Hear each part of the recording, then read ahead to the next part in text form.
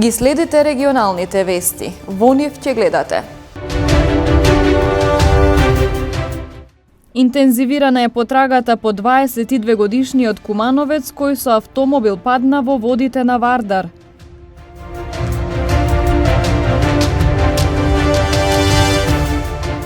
Борбата против корупцијата во пракса се уште е на незадоволително ниво, свеста кај граѓаните зголемена.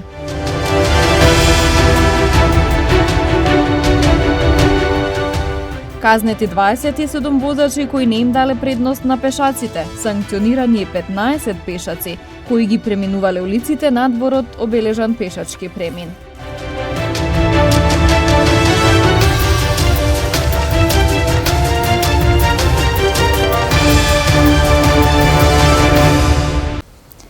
Интензивирана е потрагата по 22 годишниот кумановец кој со автомобил падна во водите на Вардар. Трет ден се пребарува целата област долж реката, како и во Малото езеро во Зелениково. Активностите се отежнати поради надојдените води и наместа непрегледен терен. Специјалци, нуркачи и пожарникари од денес и кучиња се вклучени во потрагата по возачот кој пред 3 дена со возило падна во водите на Вардар кај Тетовско Желино. И роднините се на местото на несреќата со надеж дека ќе се пронајде 22 годишникот од Куманово. Се пребарува областа долж течението, но и во речните води. Надлежните велат дека се работи за тежок и непрегледен терен, поради што има и повеќе екипи. Вардар носи многу вода и е тешко за побарување. Пак се враќаме назад, пошто стварно има многу вода и треба се провери цел терен така полека. И да се врати назад. Се знае дека водата е многу јака и може телото е заглавено негде у длобина, па и треба многу време дур го најдеме. Од Дирекцијата за заштита и спасување велат дека побарале да се намали водостојот на реката Вардар за да се олесни потрагата. Вака, Дирекцијата за заштита и спасување од денот на несреќата е во терен. Имаме 4 екипи во терен. Првата екипа ни е во левата страна на Вардар, втората на десната страна, третата на кај мостот Циричино и четвртата во Зелениково, зашто претпоставуваме таму може да го влече водата до таму врска со брзината. Ние побаравме од да се намали водата од водостопанство, но тоа не е наша надлежност. Тие рекоа дека меѓувреме ќе го намалат. На 27 септември, 22 годишниот кумановец со возилото кое го управувал излетал од автопатот Тетово-Скопје од мостот во Желино и паднал во водите на реката Вардар. Тој допатувал во Тетово за да плати за последниот семестар за факултетот на кој студирал. Последен пат се слушнал со неговиот татко утрото околу 8 часот и 30 минути. Завршна конференција во рамките на проектот Следење на националните активности во борбата против корупцијата денеска беше одржана во Скопје. На конференцијата беа прикажани резултатите од континуираното следење на имплементацијата на националната стратегија за спречување на корупцијата и судирот на интереси.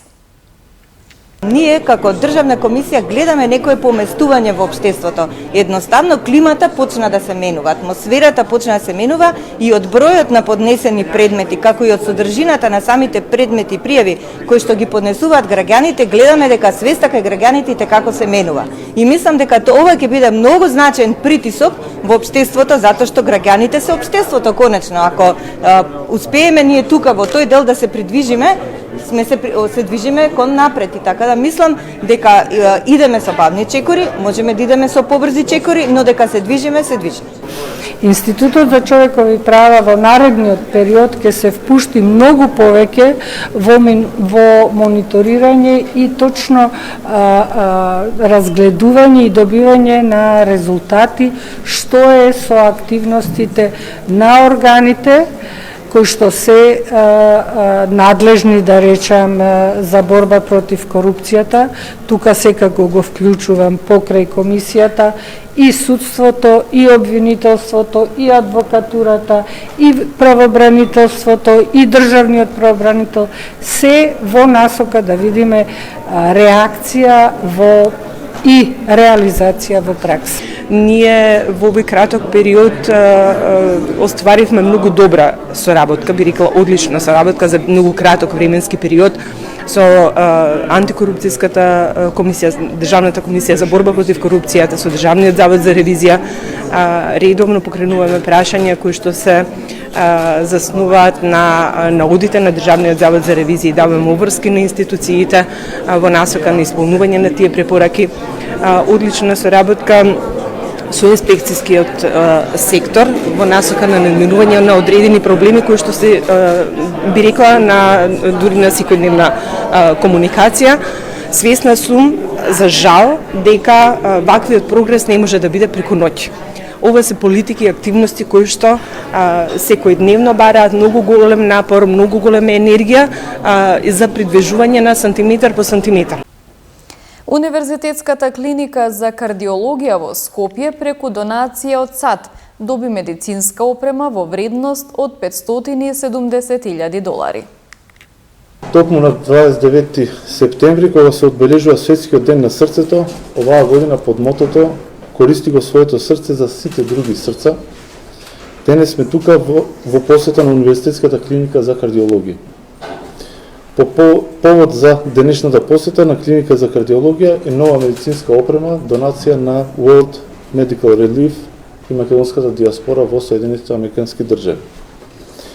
Станува збор за опрема во вкупна вредност од околу $570,000, наменета за зајакнување на повеќе универзитетски клиники, од која најголем дел, околу 80%, е за клиниката за кардиологија.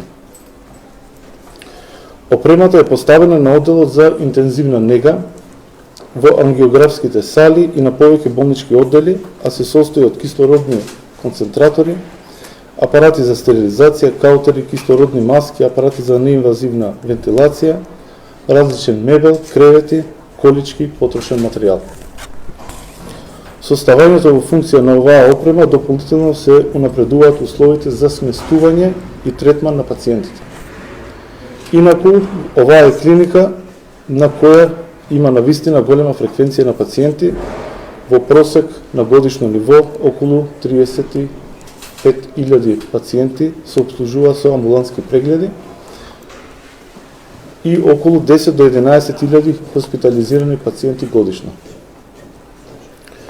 Унапредувањето на условите за оваа категорија пациенти е една од главните заложби на Министерството за здравство и клиниката за кардиологија, имајќи во предвид специфичноста и сензитивноста на здравствената состојба на овие пациенти. Изминатиот период на оваа клиника се реализирани и други инвестиции, меѓу кои реновирање на ангиографските сали, реновирање на подовите и плафоните низ клиниката и наскоро очекуваме отварање, односно пуштање во употреба на ангиографски систем. Во однос на зајакнувањето со кадар на оваа јавна здравствена установа, во моментот на клиниката специјализираат околу 60 специјализанти, односно млади лекари. Инаку, останатиот дел од донираната опрема и медицински материјали се наменети за другите универзитетски клиники, како Карил, оддел за травматологија при Торилуц, клиника за убонос и грло, клиника за детски болести. Станува збор за навистина обемна опрема, која што ја видовме. Превенцијата од кардиоваскуларните заболувања е еден од приоритетите на Министерството за здравство, имајќи предвид дека кардиоваскуларните болести се водечка причина за смрт на глобално ниво. Можеме да зборуваме за пандемија во континуитет. Според последните податоци, 31% од смртноста е поради кардиоваскуларни болести. А загрижувачки се и податоците, кои укажуваат дека се бележи тенденција на пораст на срцеви заболувања на се помладата популација, која што е работно активна, односно популација под 40 годишна возраст.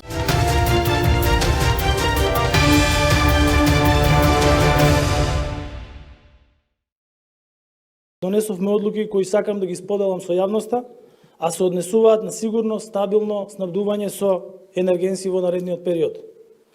За граѓаните на град Скопје, на 15 октомври започнува грејната сезона. Парно за Скопјање ќе има, донесена е одлука за почнување на постапка за издавање на лиценца за производство на топлинска енергија од регулиран пазар согласно член 6 од Законот за енергетика на ЕСМ. Ги повикувам град Скопје, Регулаторна комисија за енергетика и Комисијата за заштита на конкурентност во најбрзо време да дадат позитивно мислење со што ќе се створат услови за целосно функционирање на ЕСМ со топланите. Обезбедени се финансиски средства за потребните енергенси за топлинска енергија. Во однос на електрична енергија, и малите потрошувачи ќе добијат сигурна, стабилна и континуирана испорака на електрична енергија. 80% ја субвенционираме сметката за електрична енергија за 650.000 домаќинства, а над 70.000 компании и други правни субјекти, така наречени мали потрошувачи со промет годишен до 2 милиони евра, ќе добијат субвенционирана електрична енергија која е 3 пати пониска од берзанската. Дополнително донесовме одлука на регулиран пазар да бидат и основните и средните училишта на територијата на цела држава, без разлика што обврската за обезбедување на образовниот процес е на самите општини. Исто така донесовме одлука со која сите јавни здравствени установи ќе бидат обезбедени со електрична енергија преку ЕСМ продажба по поповолна цена од берзанската, затоа што грижата за граѓаните и обезбедување на здравствена заштита е императив на оваа влада. Владата се грижи за сите подеднакво. Оваа криза рековме дека заеднички ќе ја пребродиме, како што ја пребродивме и ковид кризата. Ја користам оваа прилика покрај овие одлуки кои вечерва ги донесовме за справување со енергетската криза, да апелирам до сите граѓани да продолжиме со мерките за штедење. Секој киловат час заштеден електрична енергија значи заштеда на нашиот буџет и повеќе пари за инвестиции во нови енергетски и инфраструктурни проекти кои што ќе го подобрат во иднина снабдувањето со електрична енергија и ќе го подобрат квалитетот на животот. По вчерашните пресконференција на Ковачевски видовме дека владата едноставно препишала делови од предлог мерките кои што ние како ВМРО ДПМН ги понудивме. Но сметаме дека она што Ковачевски го презентираше не е доволно. Имено, во мерките кои што Ковачевски ги презентираше, слушнавме дека ќе добиваат поевтина електрична енергија образовните и јавните здравствени установи. Но случајно или не, ги изостави водостопанските и комунални предпријатија, кои што поради високите цени на електрична енергија имаат проблем со ликвидноста во следниот период и може да доведе до повисоки сметки на домаќинствата и стопанството. Како одговорна партија, бараме целосно, а не парцијално прифаќање на нашиот предлог. Во полицискиот билтен во текот на изминатите 24 часа регистрирани случаи на приведување поради агресивно нарушување на јавниот ред и мир, како и еден случај на физички напад. Следуваат деталите. Полициски службеници на СВР Тетово вчера околу 13 часот и 15 минути привеле 42 годишникот Тетовски пирог, кој агресивно се однесувал кон нив и ги спречувал во извршување службени дејствија на улица Илинденска во Тетово. Тој е задржан во полициската станица Тетово и по целосно документирање на случајот ќе му биде изготвен соодветен поднесок. Вчера во 18 часот и 15 минути на улица Јане Сандански во Тетово, полициски службеници на СВР Тетово привеле 37 годишникот Тетовско Одри, кој претходно на оваа улица го нарушил јавниот ред и мир. По документирање на случајот против него ќе следува соодветен поднесок. Полициски службеници на СВР Тетово, Оделение за внатрешни работи Гостивар, вчера околу 11 часот и 40 минути лишиле од слобода 35 годишен гостиварец, кој непосредно пред тоа бил пријавен од 54 годишна жителка на Гостиварско село дека во станбена зграда на улица Мајор Чеда Филиповски во Гостивар физички ја нападнал. Се преземаат мерки за расчистување и документирање на случајот. Спроведена акцијска контрола за однесувањето на пешаците и возачите во сообраќајот. Од СВР Тетово информираат и за реализираните контролни активности за поголем ред со паркирањето во градот. Полициски службеници на секторот за внатрешни работи Тетово вчера од 16 до 20 часот спроведоа акциска контрола на возачите, колку тие ги почитуваат нивните обврски кон пешаците, но и колку пешаците се придржуваат кон сообраќајните правила и прописи. При контролата биле откриени и санкционирани вкупно 27 возачи, 26 во Тетово и 1 во Гостивар, кои не им дале предност на пешаците во најголем број на обележани пешачки премини. На сите им се изготвени соодветни поднесоци и ги очекува парична глоба која за овој вид прекршок се движи од 20 до 250 евра во денарска противредност, а за најтешките прекршоци предвидена е и заштитна мерка временно одземање на возачките дозволи од 3 месеци до 1 година. Покрај ова биле санкционирани 15 пешаци во Гостивар, кои ги преминувале улиците надвор од обележани пешачки премини, како и 12 други видови сообраќајни прекршоци. Секторот за внатрешни работи Тетово со совет и укажување до возачите секогаш да им даваат предност, односно да ги пропуштаат пешаците, а пешаците да се движат по тротоари и да внимаваат кога и каде ги преминуваат улиците, особено на крстусници таму каде што нема обележани пешачки премини. Полициската станица за безбедност на патниот сообраќај Тетово неделава ги интензивираше континуираните активности за поголем ред и безбедност со паркирањето во градот. Вчера санкционирани од ПАЕК службата биле подигнати вкупно 30 непрописно, односно погрешно паркирани возила, претежно на улиците во централното градско подрачје, најмногу во така наречени двојни редови. Вчера исто така биле санкционирани и 2 лица кои ги управувале возилата без возачка дозвола, 3 возачи почетници кои не се придржувале на законските ограничувања и други сообраќајни прекршоци.